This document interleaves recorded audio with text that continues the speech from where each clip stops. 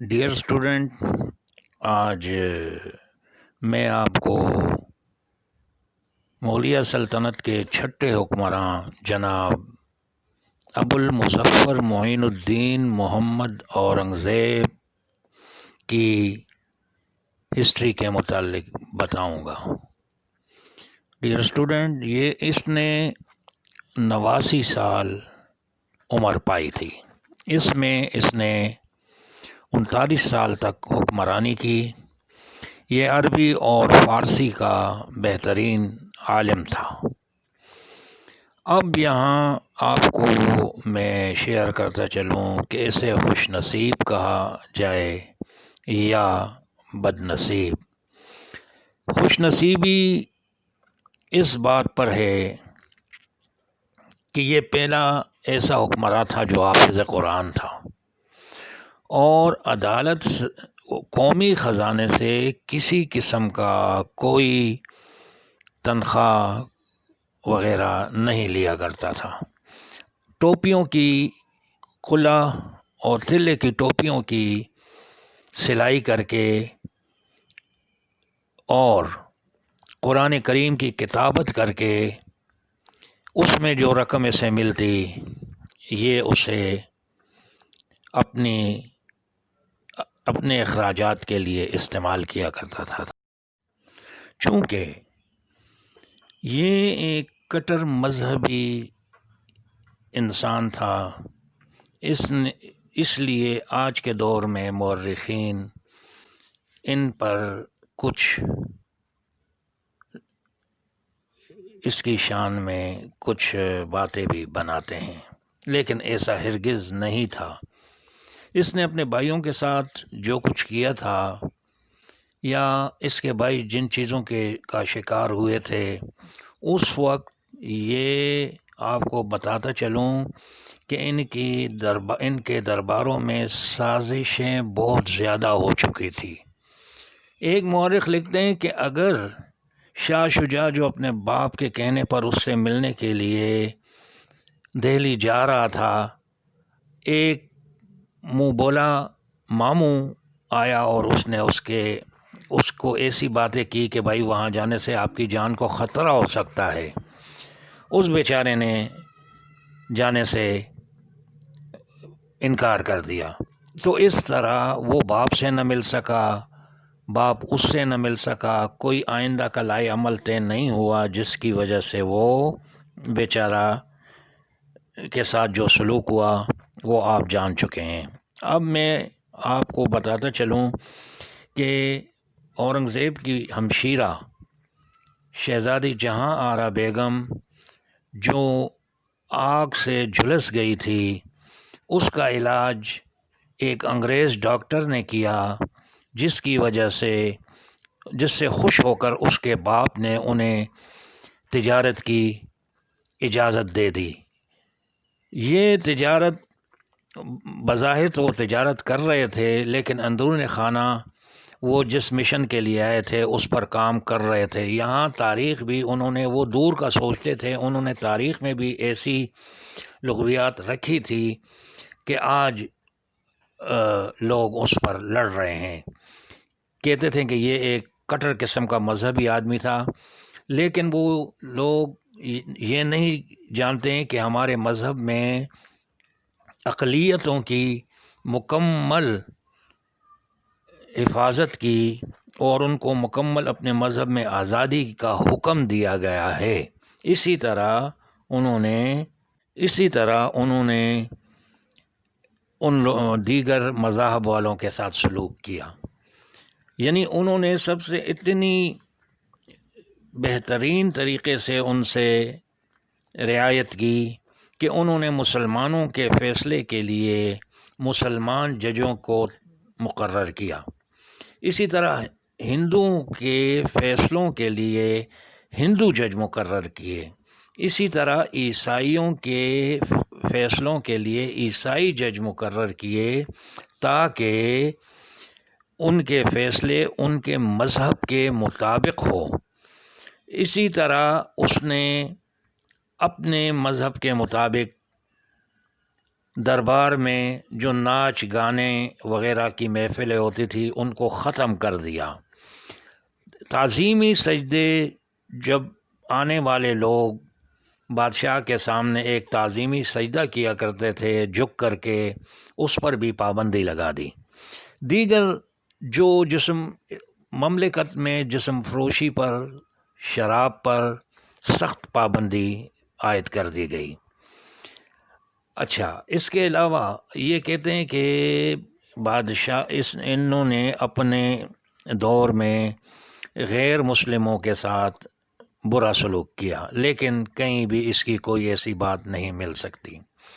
یہ تمام تاریخ وغیرہ جب اس دور میں ایسٹ انڈیا کمپنی مضبوط ہوتی گئی، یہ اتنی مضبوط ہوئی کہ انہوں نے اس کے لیے باقاعدہ طور پر اورنگزیب کو للکارا، یعنی ٹیکس دینے سے انکار کر دیا، لیکن بادشاہ اور اس کے جانثار فوجیوں نے ان پر ایسا حلہ بولا کہ ان کو بادشاہ کے سامنے بندھا ہوا، ہاتھ پیروں سے بندھے ہوئے، اوندے منہ لٹا کر کے بادشاہ سے ان کو معافی مانگنی پڑی، اور بادشاہ نے جو ان کا لائسنس منسوخ کر دیا تھا بحال کر دیا۔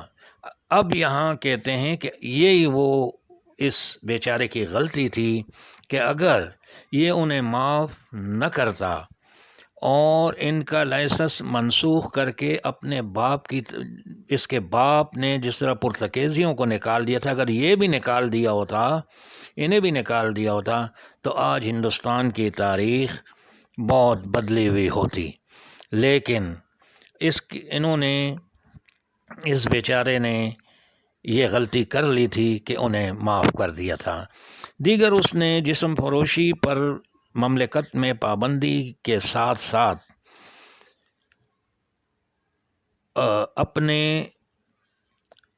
دیگر جو غیر ضروری ٹیکسز، ستی، علمی نجوم، جوا، رقص وغیرہ کے جتنے لغویات تھے سب پر پابندی عائد کر دی، اور وہ خود حضرت شیخ احمد سرہندی المعروف مجدد الف ثانی کے پوتے شاہ فرید الدین نقشبندی سے بیعت بھی ہوئے۔ انہوں نے مسلمان علماء کو اپنے دربار میں جمع کیا اور مسلمان علماء سے ایک بڑی کتاب لکھوائی جسے فتاوی عالمگیری کہتے ہیں، جس میں بڑے بڑے علماء نے کہ بڑے بڑے فتوے تحریر ہیں، جو آج بھی ہے۔ بہرحال اب وقت کے ساتھ ساتھ اس میں کچھ کمی آئی ہے۔ اب میں آپ کو بتاتا چلوں، انہوں نے جناب سید شاہ زین الدین شیرازی سے بڑی عقیدت رکھتے تھے۔ انہوں نے آخر میں وصیت کی تھی کہ مجھے ان کے پہلوؤں میں سپرد خاک کرنا۔ اب ان کی اورنگزیب کے مرنے کے بعد اس کی کل وراثت میں 14 روپے 12 آنا اور یہ تھی ٹوپی اور ٹوپیوں کی سلائی کی رقم، اور 3 روپے 50 پیسے قرآن کی لکھائی کے تھے، جو اس نے اتنی تقوی اور پرہیزگاری کی مثال قائم کی۔ اس نے کہا کہ اس میں اگر لکھائی کے دوران مجھ سے کچھ غلطی ہو گئی ہو یا میرے سے کوئی اور کمی بیشی ہو گئی ہو تو یہ 3 روپے 50 پیسے غریبوں میں بانٹ دینا، اسے ہرگز بھی میرے کفن دفن آخری رسومات پر نہ لگانا۔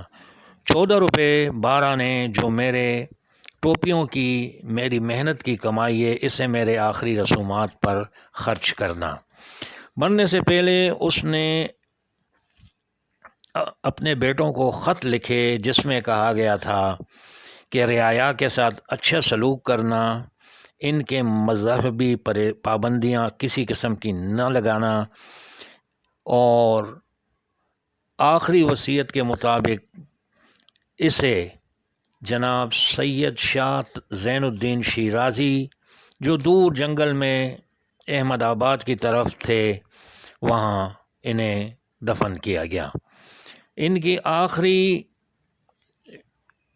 آخری اوقات میں بھی یہ آپ کو بتاتا چلوں کہ یہ واحد بادشاہ تھے جنہوں نے اسلام کی بہت بڑی خدمت کی۔ جو کچھ ان کے ساتھ شروع میں ہوا وہ آپ کو بتاتا چلوں کہ وہ سازشیں تھیں۔ اصل میں انگریز بھی اس وقت اندر داخل ہو گئے تھے اور درباری سازشیں تھیں جو ان کو کافی پریشان کر رہی تھی، اور یہ 6 آخری بادشاہ ایسے تھے، نامور تھے، جنہوں نے مغلیہ سلطنت کو بہت دوام بخشی، مغلیہ ہندوستان کے لوگوں کی بڑی خدمت کی، مکمل شاہ و جلالت کے ساتھ اپنی زندگیاں گزاری۔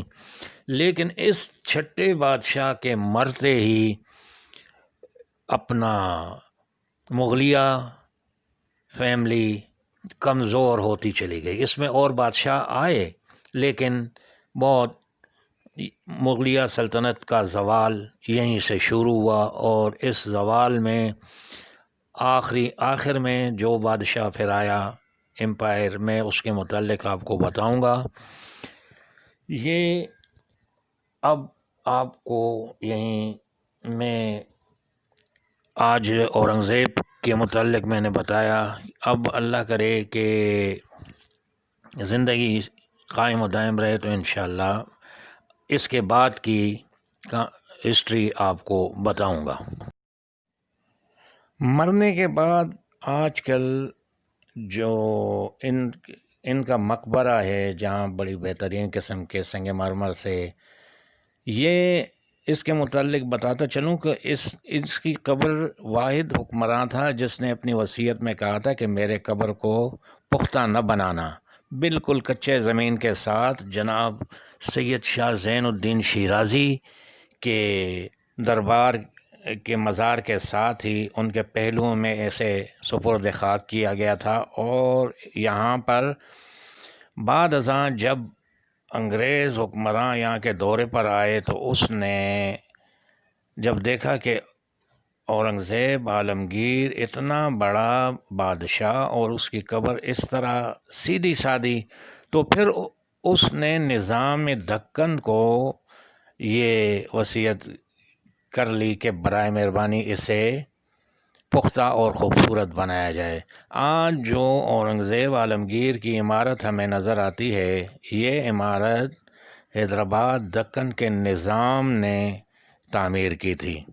اس سے پہلے اس کے مقبرے کا ایک کچا قبر تھا چھوٹا سا، جسے بالکل زمین کے ساتھ، لیکن بعض ازاں اسے خوبصورت طور پر بنا دیا گیا تاکہ آنے والوں کو یہ پتہ چلے کہ یہ ہندوستان کے سب سے عادل، سب سے قابل حافظ قرآن حکمراں جناب اورنگزیب عالمگیر کی قبر ہے۔ اس طرح اورنگزیب عالمگیر اپنے پیر و مرشد جناب سید شاہ زین الدین شیرازی کے پہلوؤں میں آج بھی اپنی ابدی نیند سو رہے ہیں۔